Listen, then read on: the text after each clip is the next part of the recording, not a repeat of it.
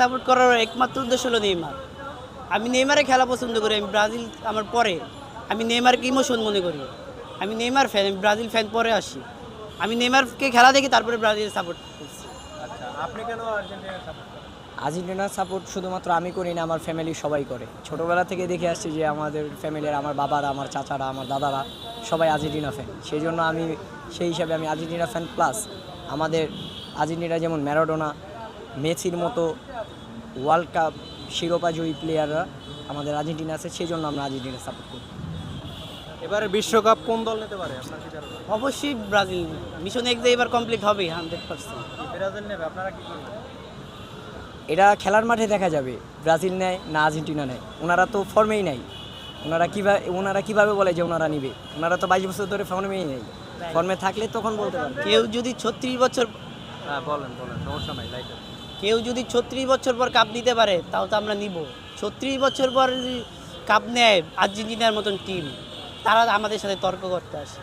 আমরা তো জীবনে তর্ক করতে যাই না। আমরা যে যাদের লেভেলে মনে করি তারা আমাদের সাথে তর্ক করে কেন? হোয়াই?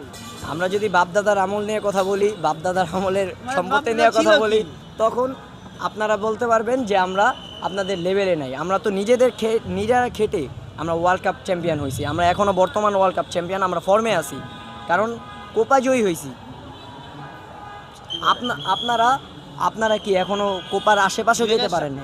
কোপার আশেপাশে মানে কোপার আশেপাশেও যেতে পারেন না আপনারা। ভাই আমি তো ভাই তর্ক করবো কেন? যাদেরকে আমি লেভেলে মধ্যে তাদের সাথে তো কথা বলি না।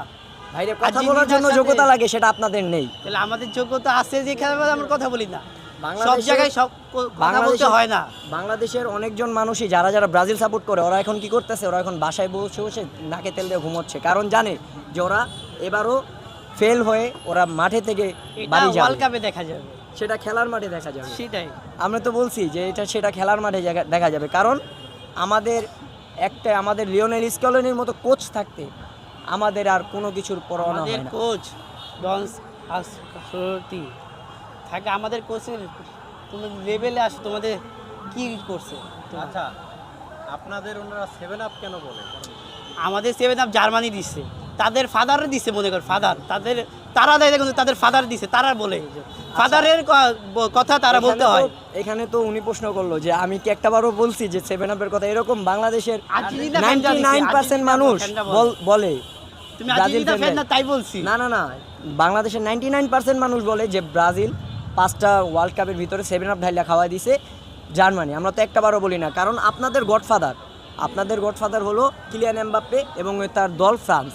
কিলিয়ান এমবাপ্পে কিলিয়ান এমবাপ্পে অবশ্যই একজন ভালো খেলোয়াড়, কিন্তু কিলিয়ান এমবাপ্পের ফ্রান্স আমাদের ফ্রান্সকে তো আমরা বোঝাই ধরি না। এই জন্যই তো ওনারা তো প্রায় আপনাদের তো হারাই দিতে তিনবার দিছিল। ওনারা প্রায় 3বার ফাইনালে গেছে। আপনারা তো এটা ধার প্রান্তে যেতে পারেন।